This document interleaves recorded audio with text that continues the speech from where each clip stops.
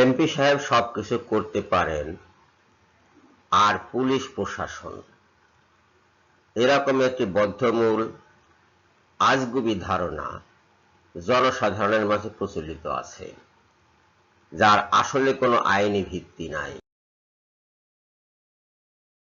MP not to run administration, প্রশাসন চালানো এমপির কাজ নয়।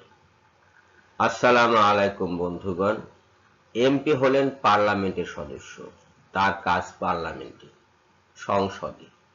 সংসদের বাইরে তার কোনো কাজ নাই, অথচ তিনি সংসদের বাইরে অনেক কাজ করে বেড়াচ্ছেন, যা বস্তুত বেআইনি।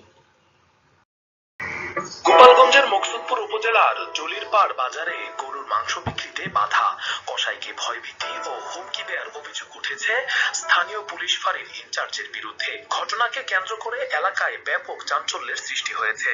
ভুক্তভোগী মাংস ব্যবসায়ী আলমগীর কসাই ও স্থানীয় এলাকাবাসী এ ঘটনার প্রতিকার চেয়ে জেলা প্রশাসক বরাবর লিখিত আবেদন জমা দিয়েছেন। আবেদন সূত্রে জানা যায়, আলমগীর কসাই দীর্ঘদিন ধরে দক্ষিণ জলিরপাড় বাসস্ট্যান্ড জামে মসজিদের পাশে একটি ঘর ভাড়া নিয়ে স্থানীয় মুসল্লি ও এলাকাবাসীর চাহিদা অনুযায়ী গরুর মাংস বিক্রি করে আসছেন।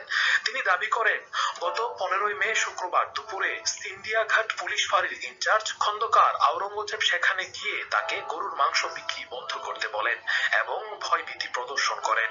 আলমগীর কসাইয়ের ভাষ্য, ফাঁড়ির ইনচার্জ এসে আমাকে স্পষ্টভাবে বলেছেন এখানে গরুর মাংস বিক্রি চলবে না। তিনি দাবি করেন এটি স্থানীয় সংসদ সদস্যের নির্দেশ, আমাকে হুমকি দেয়া হয়েছে। এমপি সাহেবকে এমন সর্বময় ক্ষমতা রাষ্ট্রীয় আইন দেয়নি। পুলিশেরও এমপি সাহেবের কাছে এতটা দায়বদ্ধতা নেই। পুলিশকে নির্দেশ দেওয়ার জন্য প্রশাসন রয়েছে, বিচার বিভাগ রয়েছে এবং সর্বোপরি সচিব ও মন্ত্রীগণ রয়েছেন। স্মরণ রাখতে হবে যে পুলিশ নিজে প্রশাসন নয়।